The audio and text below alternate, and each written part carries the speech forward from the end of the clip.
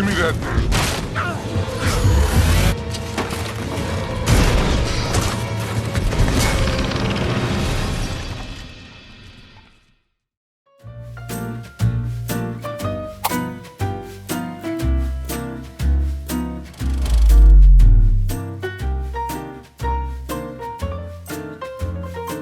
안녕하세요.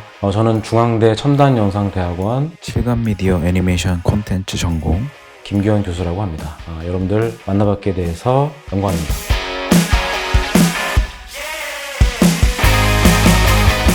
이전에 실무적으로 일했을 때는 소니 픽처스에서 스파이더맨 뉴 유니버스, 워너브라더스의 스모프, 유니버셜 스튜디오의 아담스 패밀리 등을 애니메이팅을 했었습니다.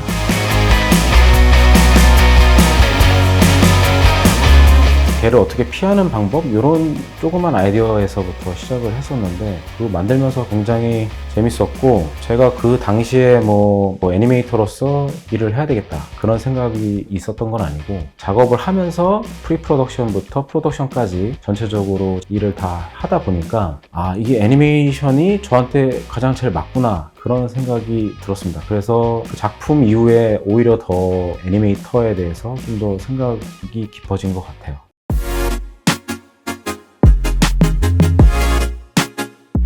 네, 일단 처음에 가게 된 계기는 그때 당시에도 미국 장편 애니메이션을 되게 좋아했었어가지고 미국에서 조금 일을 해보고 싶다라는 마음이 있었는데 첫 시도를 어떻게 해야 될지 모르겠더라고요. 그래서 그러면은 한국에서 이제 이렇게 경력을 쌓기보다 그냥 처음부터 유학을 가서 시작을 해야겠다라고 생각이 들어서 이제 결심을 하게 됐고 제가 거기서 얻게 된 거는 기대를 많이 하고 갔어요. 대단한 이제 아티스트들이 많겠다라고 하면서 기대를 하면서 갔는데 생각보다 이제 학생들이 그렇게 대단한 학생들이 많지는 않더라고요. 근데 재밌는 점은 그렇게 생각했었던 그 학생들이 나중에는 졸업할 때쯤에는 대단하게 되면서 졸업을 하더라고요. 그래서 이제 미국이라는 나라의 교육에 대해서 조금 다시 생각을 하게 됐고 그들이 하는 교육을 조금 배워서 한국에 나중에라도 그런 교육 방식으로 학생들을 가르치고 싶다 그런 생각을 많이 했었습니다. 뭔가 이제 아이디어라든지 의견을 내는 거에 있어서 되게 자유로웠어요.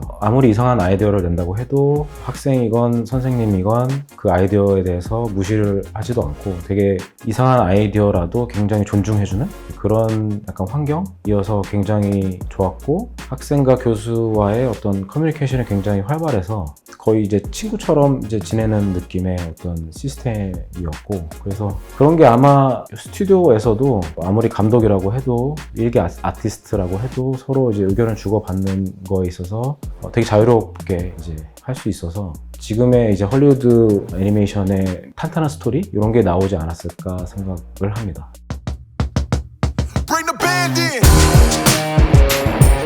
네, 일단 저는 이제 소니에서 시니어 애니메이터로서 스파이더맨 유니버스에 참여를 하게 됐는데 거기서 이제 주로 맡았던 샷들이 이제 마일즈 모랄레스의 이제 샷들을 많이 했었고 처음부터 참여를 한 건 아니고 워너브라더스의 스몰풋이라는 이제 애니메이션이 있었는데 그거를 하다가 스파이더맨이 너무 그 스케줄이 바빠진 거예요. 그래서 도움을 이제 청한 거죠. 그래서 이제 제가 어떻게 합류를 하게 됐는데 중간에 이제 합류를 하게 돼서 처음에는 별 생각이 없었다가 이제 회사에서 데일리, 먼슬리, 위클리 이런 식으로 전체적으로 작품들을 이제 감상하거나 크리틱하는 시간이 있거든요.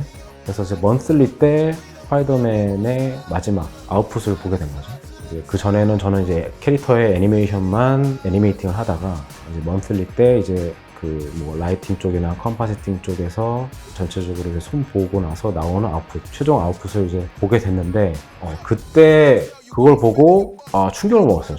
저도 이제 그때 처음 본 거라서 그때 그걸 보고선 충격을 먹고 내가 이런 작품에 지금 참여를 하고 있구나 그때서야 느끼게 되면서 그때부터 이제 작품에 대한 애착이 더 생기면서 더 이제 몰입을 하게 됐죠. 그래서 스파이더맨에서 나오는 이제 애니메이팅에서 캐릭터 움직이는 선 이런 거를 그린다던가 상체기가 났을 때 얼굴에 약간 2D식의 표현을 한다던가 화면에 글씨가 나온다던가 여러 가지 새로운 시도를 했었는데 그 시도들을 하면서 그 부분들이 애니메이터들이 다 그린 거거든요. 한 프레임 한 프레임 다 그려서 선조차도 애니메이팅을 하고 이제 한 땀 한 땀 진짜 그 애니메이팅을 한 거라서 그걸 하면서 이제 기존에 했던 애니메이션과는 너무 다른 스타일? 기존에는 그냥 캐릭터를 잡아서 뭐 애니메이팅을 시키고 움직임을 만들고 그게 다였다면 스파이더맨에서는 엄청 새로운 시도? 그 위에 뭐 그림을 그린다든지 뭐 그게 슈퍼바이저나 이 감독이 시켜서 한 게 아니고 각각 애니메이터들이 요게 이렇게 있었으면 재밌겠다라고 해서 창조하다시피 한 것들이 많아서 애니메이터들한테 굉장히 흥미있는 하면서도 굉장히 재밌었던 작품입니다.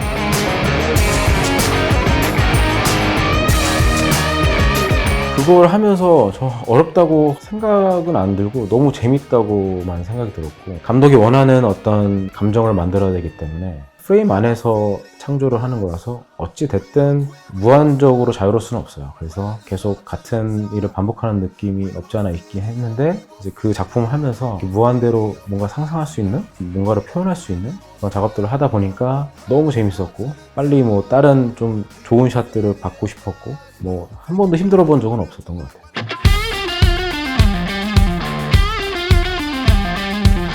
연구실에서 이제 마일즈랑 우리 피터랑 같이 이제 컴퓨터 조작을 해서 이제 뭔가를 빼내는 그런 장면이 있었는데 거기서 이제 옥토퍼스를 만나서 이제 도망치는 그런 샷이 있었거든요. 이제 그때 이제 제가 빌런들이 이제 공격을 했을 때 이제 집중선이라든지 아니면은 스파이더맨은 블러가 없어요. 블러를 애니메이터들이 다 어떻게 보면 그려서 이제 표현을 한다고 생각하시면 되는데 그런 것들을 이제 하나하나 그리면서 그 선조차 애니메이팅이 되어야 되기 때문에 프레임별로 이제 감독과 얘기를 하면서 선을 조금씩 늘려가고 아니면 조금씩 줄여가고 뭐 이런 식으로 되게 세세하게 작업을 해서 좀 힘들긴 했었지만 전체적인 샷을 제가 창조를 했을 때 결과적으로 굉장히 좋았고 그리고 되게 재밌었던 거는 그 장면에서 뒤에 약간 화이트보드가 있어요. 잠깐 지나가는 샷인데 화이트보드에 여기다가 뭐 뭔가를 적으면 재밌겠다 싶어가지고 이제 팀장이랑 같이 얘기를 해가지고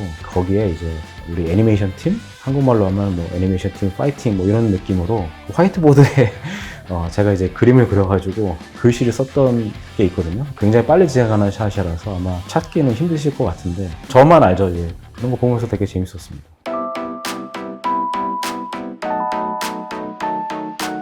저도 이제 같은 생각으로 이제 3D 애니메이션 하면은 보통 알고 있는 픽사 디즈니 애니메이션 그들이 만드는 애니메이션이 형식을 그대로 어떻게 보면 따라하는 형식의 애니메이션들이 많이 나와서 뭐 저도 이제 약간 식상하다 뭐 그런 생각도 없지 않아 있었는데 소니 같은 경우가 굉장히 실험적인 애니메이션을 좀 많이 하려고 하는 회사 중에 하나인 것 같아요. 그래서 새로운 방식의 그 감독들을 좀 영입을 해서 뭐 예를 들어서 몬스터 호텔 같은 경우도 같은 3D 애니메이션이지만 굉장히 이렇게 스냅피한 애니메이션으로 뭐 그런 애니메이션이 솔직히 뭐 디즈니나 픽사에서는 많이 만드는 형식은 아니죠. 그렇기 때문에 스타일도 그렇고 스파이더맨 뉴 유니버스도 굉장히 새로운 형식. 그래서 저는 이런 형식의 애니메이션이 좀 더 많이 나왔으면 좋겠고 아마도 계속 그런 형식으로 나올 것 같은 이유가 이제 제작자들조차도 이제 3D 애니메이션에서 뭔가 우리가 이제 향수를 느끼는 2D 애니메이션적인 더 하려고 하는 움직임이 많고 그렇게 해왔던 작품들도 굉장히 많거든요. 실례로 소니에서 그 다음에 나오는 그 작품도 굉장히 또 어떻게 보면 실험적인 표현 방식이 있어서 뉴 유니버스랑 같은 맥락일 수도 있겠지만 또 다른 또 표현 방식으로 이제 표현을 한 애니메이션이고 그래서 이제 저는 되게 환영하고 그런 방식이 계속 나왔으면 좋겠고 또 다행히 뭐 소니라든지 그런 회사에서 그런 움직임들이 굉장히 많고 그래서 굉장히 좋습니다.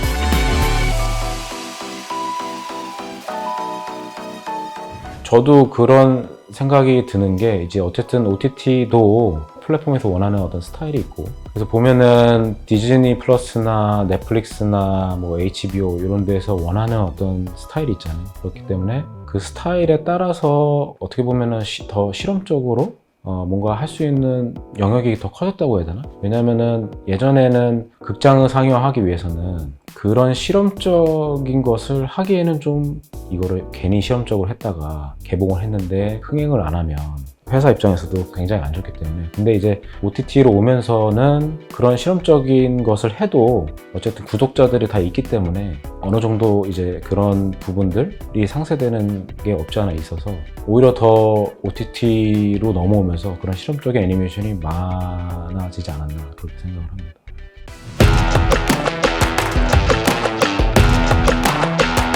뭐 애니메이터로서 애니메이터의 입장을 얘기해드리자면 어쨌든 아무리 좀 문화가 달라도 인간의 감정은 똑같잖아요. 그래서 보편적으로 갖고 있는 감정이 있기 때문에 그 표현 방식이 다를 뿐이지 이제 기본은 같다고 생각을 합니다. 그렇기 때문에 과연 적응할 수 있을까? 그런 생각을 굳이 안 하셔도 조금만 일을 하시면은 아마 이렇게 하면 되는구나 감을 잡으실 수 있을 것 같아요.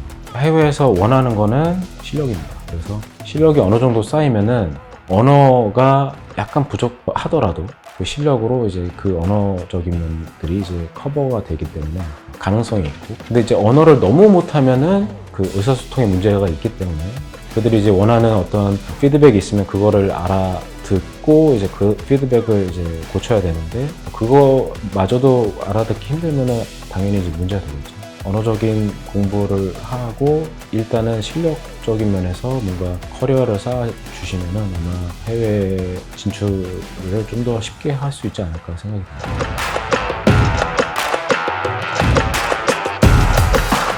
근데 뭐 만약에 진짜 제가 스튜디오로 다시 복귀를 한다면 픽사풍의 이제 애니메이션을 할 것 같아요. 제 개인적으로는 이제 단편 제가 이제 감독을 해서 제가 제작을 하는 그런 단편을 좀 더 실험적인 애니메이션 쪽으로 풀고 싶어요. 미래의 뭐 애니메이션 제작은 이런 식으로 해야 되지 않을까에 대한 어떤 방향성을 좀 제시하고 싶은 욕심이 있고, 그렇기 때문에 지금 제가 학교에서 연구를 하고 있는 것이고 그런 쪽으로 좀 풀지 않을까 싶습니다.